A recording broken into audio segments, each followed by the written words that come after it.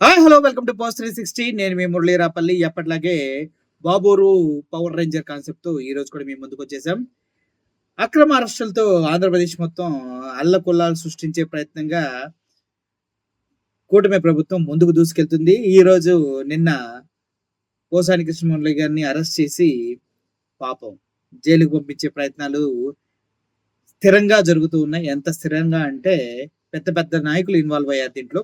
ఏది ఏమైనప్పటికీ ఆయన పైన పెట్టినటువంటి సెక్షన్‌లో బిఎన్ఎస్ 111 కానీ ఇవన్నీ కరెక్ట్ కాదంటూ చాలా మంది మాట్లాడుతున్నారు. ఆయన కోర్టు పరిధిలోకి ఆల్రెడీ వెళ్ళిపోయింది కాబట్టి కేసు.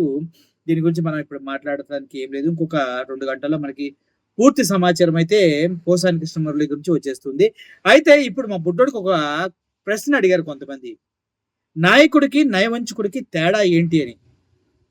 దీనికి ఆన్సర్ నాకు కూడా తెలీదు. ఎందుకంటే గత కొన్ని రోజులుగా నయవంచనకు గురవుతూనే ఉన్నారు ఆంధ్రప్రదేశ్ ప్రజలంతా. సో ఆ క్రమంలో నాయకుడు అనేవాడు ఎలా ఉంటాడనేది ప్రజలు మర్చిపోయే ప్రయత్నం స్థిరంగా అంటే గట్టిగా జరుగుతుంది. ఎంత గట్టిగా అంటే వాలంటరీ వ్యవస్థను లేపేయటం, ఆర్బీకే సెంటర్లు తీసేయటం, గ్రామ సచివాలయాన్ని లేపేయటం, ఆరోగ్యశ్రీని తీసేయటం, ఇలా చెప్పుకుంటూ పోతే ఒక దాని తర్వాత ఒకటి నాయకుడికి నయవంచకుడికి తేడా ఏంటో తెలియకుండా చేసే ప్రయత్నం జరుగుతూనే ఉంది.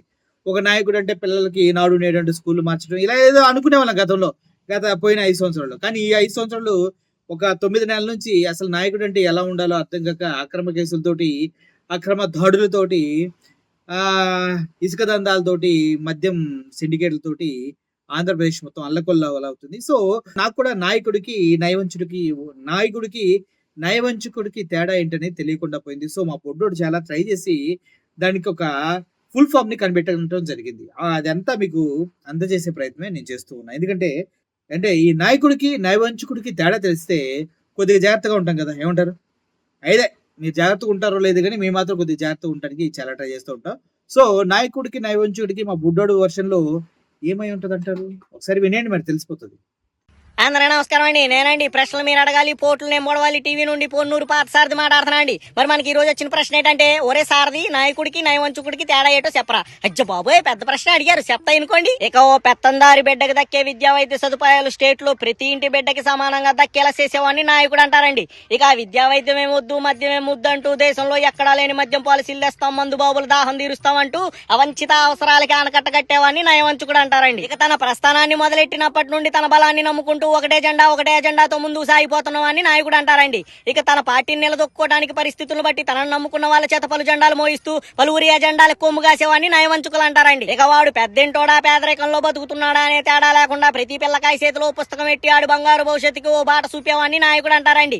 ఇక అవే పుస్తకానికి ఓ ఎరుపు రంగు పూసుకొని అందులో కొన్ని పేర్లు రాసుకొని పగా ప్రతీకారాలంటూ పనులు మానుకొని తిరిగేవాన్ని నయవంచకుడు అంటారండి. ఇక కలిసిన 3 పార్టీలు, వాళ్ళ కొమ్ము కాసే మీడియా ఛానళ్లు, కాకుల్లా పొడిచే సోషల్ మీడియా సోదరులు, ఇవన్నీ కాకుండా ప్రతి ఆంధ్రుణ్ణి మోసం చేసేందుకు అందమైన అబద్ధాలు, ఇక ఇవన్నీ ఎదుర్కొని ధైర్యంగా నించున్నవాన్ని నాయకుడు అంటారండి. ఇక ఆ నాయకుడిని ఓడించడానికి వీటన్నిటిని ఆయుధంగా వాడుకున్నవాన్ని నయవంచకుడు అంటారండి. ఇక చివరగా నేను చెప్పేది ఏంటంటే, తనను నమ్ముకున్న వాళ్ళకి న్యాయం జరిగేటందుకు ఎదురుగా ఎవరున్నా ఎంతటి వారైనా నిలదీస్తూ ప్రశ్నించేవాడిని నాయకుడు అంటారండి. ఇక తాను కోరుకున్నది దక్కేందుకు ఎంతమందికైనా మాయమాటలు చెప్పి మోసం చేసేవాడిని నయవంచకుడు అంటారండి. ఇక ఇప్పుడు నాయకుడికి నయవంచకుడికి తేడా మీకు అర్థమైనట్టే కదండి. ఉంటాండి మరి. చూసారు కదా, నాయకుడికి నయవంచకుడికి మా బుడ్డోడు డిస్క్రిప్షన్ లో ఉన్నటువంటి కంప్లీట్ ఇన్ఫర్మేషన్ ఎంత బాగుందో. సో దీన్ని బట్టి మీకు ఏమర్థం అవుతుంది, నాయకుడు ఎవడు, నయవంచకుడు ఎవడు. కొత్త గొప్ప జగన్మోహన్ రెడ్డి విజయవాడ వల్లభనేని వంశీని కలవడానికి వెళ్ళినప్పుడు ప్రజల్లో విపరీతమైనటువంటి ఉద్రేకం చూసాం.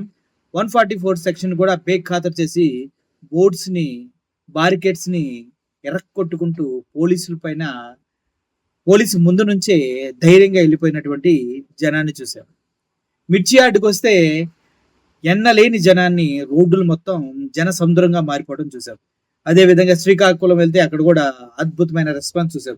సో జగన్మోహన్ రెడ్డి గారు ఎప్పుడైతే ప్రజల్లోకి వస్తున్నారో ప్రతిపక్ష పార్టీలకి, అంటే జగన్మోహన్ రెడ్డికి ప్రతిపక్ష పార్టీలకి ఉరుకు మొదలై మళ్ళీ అరెస్టుల పర్వాన్ని మనుషుల మధ్యలోకి తీసుకొచ్చారు. సో ఇది కూడా ఒక రకమైన నయవంచనే. ప్రజల్ని రాంగ్ వేలో తీసుకెళ్ళటం, డైవర్షన్ పాలిటిక్స్ చేయటం అనేది కూడా నయవంచన కిందకు వస్తుంది. కాబట్టి ఈరోజు పోసాని కృష్ణమురళి గారిని అరెస్ట్ చేయటం, అన్యాయంగా ఆయన్ని 3 స్టేషన్లు తిప్పి చివరికి ఒక స్టేషన్లో ఉంచి జడ్జి గారి ముందుకు తీసుకెళ్ళటం కూడా ఒక నయవంచన కిందకి వస్తుంది కాబట్టి సో నయవంచన పాలిటిక్స్ అనేది ఎవరు చేస్తున్నారు, ఎలా చేస్తున్నారు అనే పూర్తి ఇన్ఫర్మేషన్ మీ దగ్గరే ఉందని కూడా నేను నమ్ముతున్నాను. మీ నిర్ణయం మీ చేతిలో ఉంది. రిపోర్టింగే మా main agenda. Thank you for watching this video. Murali signing off. Thank you so much.